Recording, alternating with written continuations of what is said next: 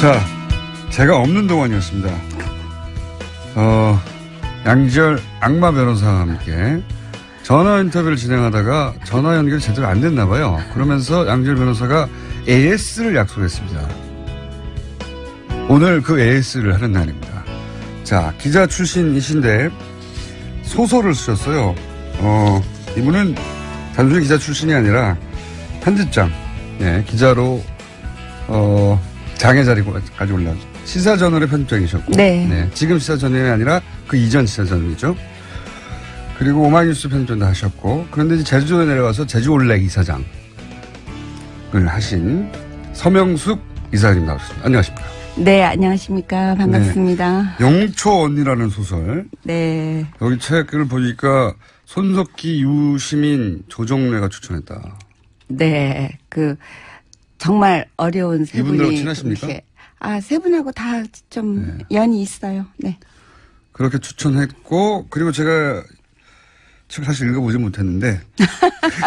아까 최문순 지사 보고는 방송 안 된다고 그렇게 혼내더니 저도 혼내야 되겠네요. 책 좀 읽으세요. 저는, 청취율 1위고요. 아직 네. 이 책은 1위는 아니지 않습니까? 그런데 네. 제 눈길을 끄는 게 책 소개 중에, 이제 이 책의 내용 때문에 이제 많은 사람들이 관심을 가집니다. 네. 근데 이 책을 보니까 글을 마무리 지어야겠다고 결심한 것은 순전히 최순실 때문이다. 이렇게 쓰였어요. 네. 이게 무슨 의미입니까? 네. 최순실 씨가 특검에 나가면서 수위를 입은 상태에서 갑자기 호송차에서 내리면서 그렇죠. 민주주의 어떻게 얘기하는데 내 귀를 의심했어요. 아니 저 여성의 입에서 어마어마한 국정농단하고 그렇게 문제를 많이 일으켜놓고 마치 억울하다는 듯이 민주주의 특검이 아니다라고 외치는 걸 보면서 예. 네, 저는 바로 오버랩이 된 게 제 대학 4년 선배였던 천영철 씨가 저랑 같이 이제 그때 긴급조치로 79년도에 재판을 받으러 나가면서 서울지검 서울지법 지방법원 마당에서 민주주의 만세, 독재 타도 외치다가 입을 틀어 막혔거든요. 교도관한테. 그 장면이 바로 오버랩. 바로 오버랩 되면서 4년 전에 다 쓰고 묻어뒀던 그 원고를 마무리 지어야겠다. 다 썼는데 왜 묻어뒀어요? 그건 또 사연이 있는데요. 조정래 선생님께서 저는 박근혜 대통령이 딱 당선되는 순간 이거 영천이에 대해서 글을 마무리 지어야겠다 생각하고 다 써놓고 출판 바로 일부 직전에 조정래 선생님이 그 얘기를 들으시고 절대 내면 안 된다. 왜요? 완전히 제주올레는 후원으로 지금 유지되는 조직인 거예요. 조정래 선생님이 다 아시는데 저희들이 입장료 받는 게 아니잖아요. 후원 회원들이 다 십시일반으로 모아줘서 저희들 사무국을 운영하고 길을 유지 관리하는데 그걸 뻔히 아시는 선생님이 서명숙 이사장 지금 미쳤냐고. 잘못했다가는 큰일 난다고. 후원이 다 끊긴다고 그러는 거죠. 박근혜 대통령이 당선된 몇 달 뒤에 직후인데 그해 가을에 내려 했거든요. 이런 책 그러니까 이제 유신 독재에 관한 책을 이렇게 내버리면 박근혜 대통령 시대에 제주 올레길은 어떻게 하려고 그러냐. 네. 그 말씀하신 거예요. 제주 올레길도 망한다. 네. 모든 후원이 끊길 거라는 거죠. 근데 사실은 그때 그 얘기를 믿지는 않았어요. 그랬을 거예요, 근데. 선생님이 너무 좀 약간 높아신 아니신가. 또 옛날 시대를 생각하시나 보다 이러고 설마 지금 시대가 어느 시대인데 그런 걸 갖고 탄압을 할 수 있겠어 했는데 다음날 또 선생님이 전화를 걸어오셔서 밤새 잠을 못 주무셨다고. 그분이 이제 보신 거죠. 있으신 거죠. 요번에 최순실 게이트 사건을 보면서 막 가슴을 몇 번이나 쓸어내렸는지 몰라요. 책을 안 내길 다행이었다. 네. 그랬으면 진짜 길이 없어졌겠구나 싶더라고요. 네. 그러면 어떤 내용이길래 아주 간단하게 소개해 주십시오. 네. 그 선배가 저희 4년 선배 고대 신방과를 실화를 바탕으로 한 내용이네요. 완전히 100% 실화예요. 이름도요? 이름도 그럼 소설이 아니잖아요. 넌픽션 소설인 거죠. 넌픽션? 근데 소설이 아니라 저는 사실은 넌픽션 에세이로 냈는데 내용이 워낙 소설적이어서 그러니까 현실이 사실은 어떻게 보면 소설보다 상상보다 더 극적인 경우가 있잖아요. 그렇죠. 요번 게이트만 해도 사실은 굉장히 믿을 수 없을 정도로 이상하게 극적인데 저희 사건도 굉장히 저는 기억을 못 살린 거 있을지언정 기억 그대로 썼어요. 새로 뭐 만들어낸 출판사에서 보다가 네. 이거는 너무 소설적이라 그냥 소설로 가도 되겠다. 출판사에서는 에세이로 등록을 했는데 기자들이 쓰는 기자들 평론가들이 소설로 착각해서 소설로 너무 드라마틱해서 네. 근데 완전 실화예요. 네. 이게 소설이 아니군요. 네네. 영천이라는 천영철라는 하나의 실존 인물. 지금도 실존 인물이죠. 다만 저랑 같이 그때 긴급조치 9호 위반으로 감옥 생활을 같이 했던 그 와의 그 대학 시절에 2년, 그다음 우리 여자 감방 얘기, 여자 감옥 교도소 얘기 이거를 최순실을 보면서 그래 교도소가 진짜 어떤 건지 보여주마 하는 심정으로 교도소 장면을 더 보강하고 저희들이 지냈던 성동구치소 생활, 그다음 31일 동안의 불법 감금, 지금도 어디에 끌려갔었는지 모르는 한 달하고도 하루 동안 어딘지도 모르는 곳에 가서 고문, 심리적, 정신적, 육체적 고문을 당했던 그런 얘기들을 이제 와서 쓴 이유는 사실 그 언니가 너무 불행하게 되지 않았으면 저는 다 지나간 세월로 그냥 묻어두고 떠내려 보냈을 거예요. 기억의 강물 위로. 근데 그 선배가 90년대 후반에 캐나다에 이민을 갔다가 불의의 교통사고로 2002년 대선이 있는 해였죠. 엄청 큰 교통사고를 내서 두 눈이 실명이 됐고 그다음 기억의 상당 부분 잃어버렸어요. 아하. 지금 한 서너 살 정도의 기억력. 그러니까 본인이 감옥 갔다 온 건 기억하는데 저희가 감옥 간 건 또 기억을 못 하시고 뭐 이런 식으로 굉장히 기억이 이렇게 조각조각 나 있는 상황이에요. 그래서 그렇군요. 그 언니를 돕기 위해서 또 그 언니를 기억하기 위해서 그 언니를 모르는 사람한테는 이런 청춘도 있었다는 거. 박근혜 대통령이랑 겨우 한 살 나이 차이. 그 시대를 거의 똑같이 살았는데. 네, 거의 똑같이 살았는데 한 사람은 대통령의 딸이라는 이유로 나중에 대통령까지 되고 그 언니는 그렇게 그래서 그때 내려고 했던 거죠. 그런데 그때 냈으면은 네네. 큰일 난다고 하는 조선호 선생의 네, 조언. 말림이 없었다면은 지금 제주올레길도 다 망했고 그리고 블랙리스트에 오르셨을 테고 고초를 많이 당하셨을 텐데 이제 잊고 있다가 최순실 씨가 이것은 민주주의가 아니라고 외치는 걸 보자. 네. 민주주의에 아무것도 기여한 바가 없는 사람이. 그러니까 민주주의를 오히려 파괴하고 농단했잖아요. 국정을. 그런 사람이 오히려 민주주의 많은 사람들 영촌리 1000명의 영촌리 10,000명의 영촌리 그런 사람들이 피와 땀으로 투어까지 돼가면서 조금씩 진전시켜낸 민주주의의 그 수혜는 혼자 다 지금 입고 있잖아요. 네. 온갖 절차적인 걸 요구하고 정말 분하셨군요 한마디로. 네, 정말. 그래서 다시 4년 전에 멈췄던 없네요. 작업을 마무리해야 되겠다고 하고 에세이를 냈는데 기자들이 읽다가 소설이구만 하고 소설로 분류를 해버렸군요. 한두 신문에서 그렇게 나와서 그렇게 알려지고 있는데 소설이 아니랍니다. 완전히 넌픽션입니다. 네. 왜냐하면 언론들의 보도를 보면 소설이라는 장르로 소개를 하고 있기 때문에 틀림없이 사실이 아닌 부분이 가미됐을 거야 생각하는데 그게 아니었군요. 전혀 단 1%도 사실을 누락시킨 건 있어도 사실이 아닌 걸 쓴 건 없어요. 오히려 다 못 담아왔으면 못 담았지. 네, 제 기억이요. 예. 자, 그런 책이고요. 굉장히 많은 분들이 전문가들 추천하는 책입니다. 이 내용은 사서 읽어보세요. 사서 읽어보시고. 고맙습니다. 네. 그리고 여기까지는 AS고요. 네. 예. 기왕 모신 김에 제가 좀 더 여쭤볼게요. 이제 궁금증인데요, 제가. 네. 이제 강경화 후보자에 대한 겁니다. 예. 강경화 외교부 장관 후보자. 네.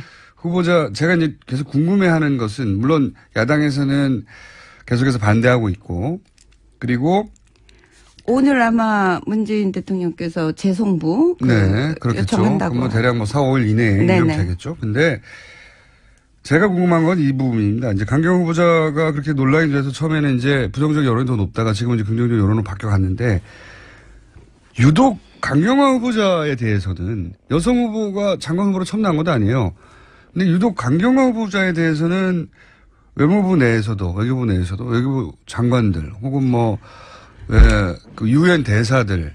네, 역대 김대중, 노무현, 이명박 정부의 역대 외무부 장관이 외교부 장관이 전부 지지 선언을 했고 심지어 외교부 노동조합도 지지 선언을 했고. 저희도 그거 다 다뤘는데 그래서 제가 왜 이 후보는 유독 이런 이례적인 전례가 없는 지지를 받고 있는가? 네. 그러니까 우리가 모르는 게 있는 건가? 이 후보에 대해서. 근데 여성계에서도 또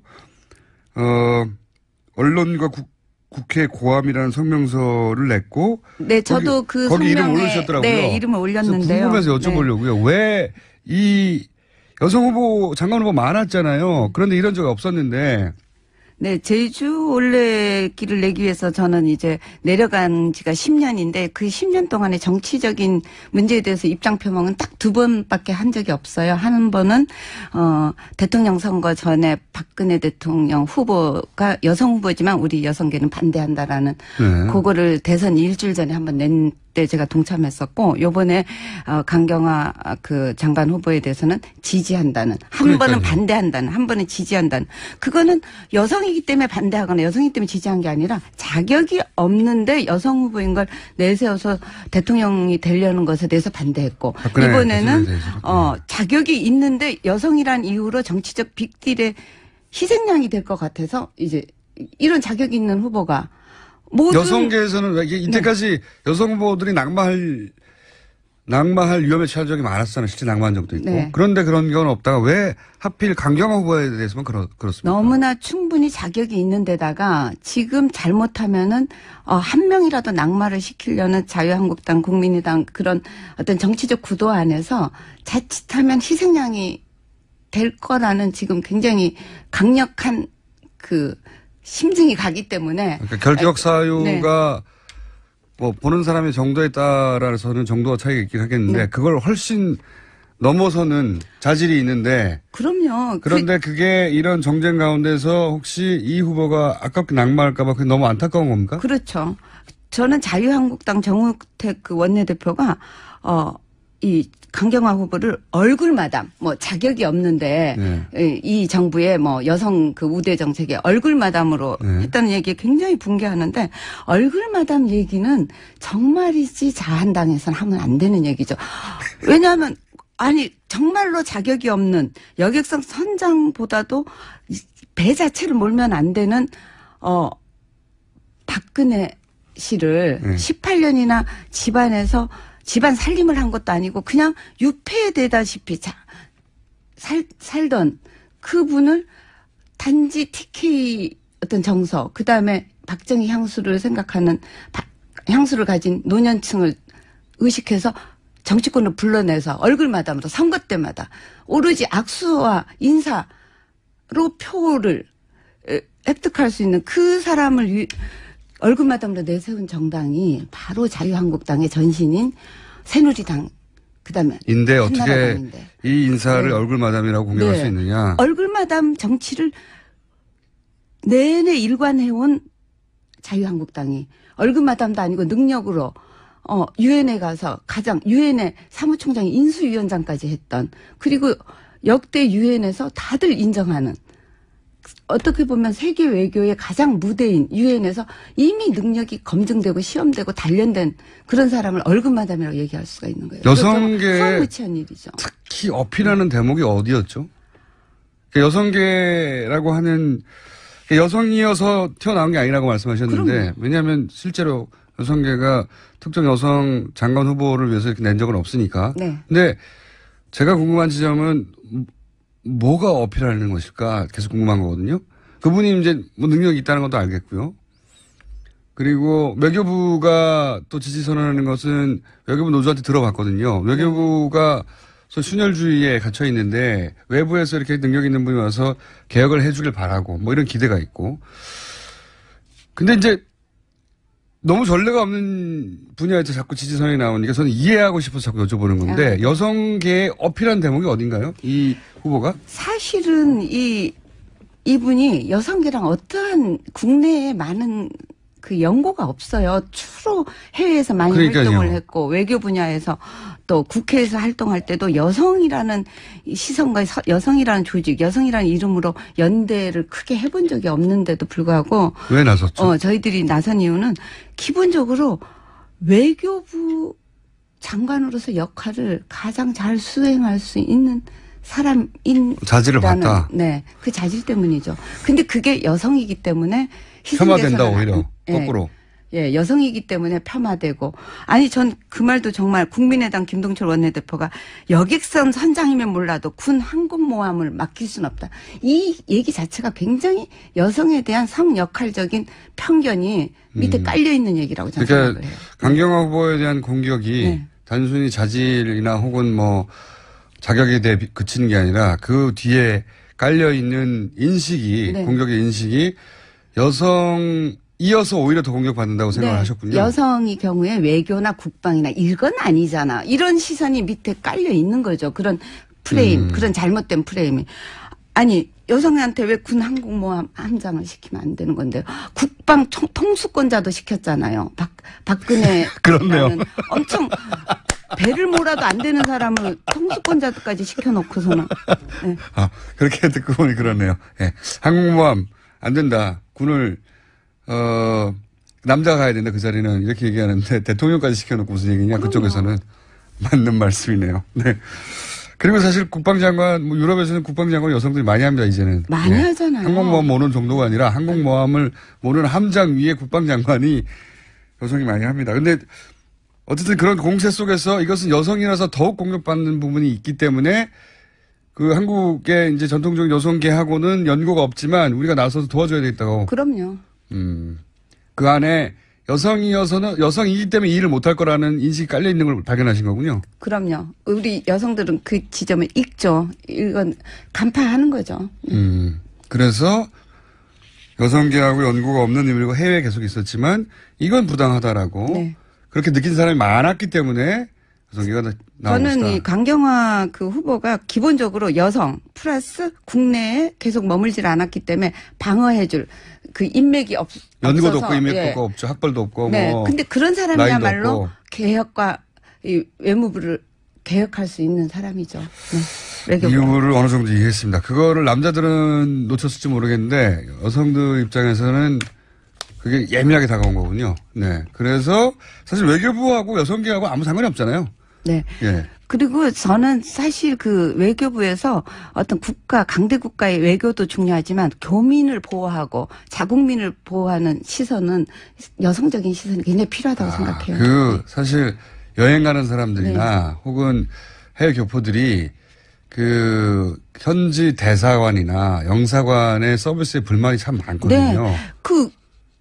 거의 VIP 외교만 하잖아요. 접대만 하잖아요. 한국에서 높은 분들 오는 거에만 시선을 곤두세우고 있고 정작 자국민 보호하는 데는 되게 불만이 많죠. 예. 좀 여권 재발행 정도의 서비스를 제외하면 사실은 자국민이 보호를 받고 있다고 느끼는 경우가 별로 없습니다. 네, 여행 많이 다녀보면 진짜 그렇습니다. 느끼죠. 이제 그런 것들도 해결해 줄 수 있을 거라는 네네. 기대 같은 거. 자, 오늘은 원래 소설책 때문에 나오신 거예요. 그것도 게다가 소설 아닌 소설이 네. 아니고 에세이. 네. 소설책으로 알려져 있으나 실제로는 실화. 네. 완벽한 실화. 네네.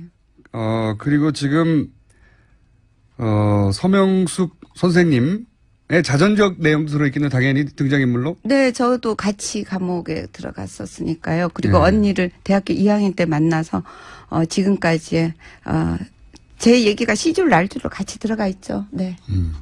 그렇군요. 너무나 드라마틱해서 스토리가 기자들이 읽고 소설책인 줄 안 에세이집입니다. 사실상.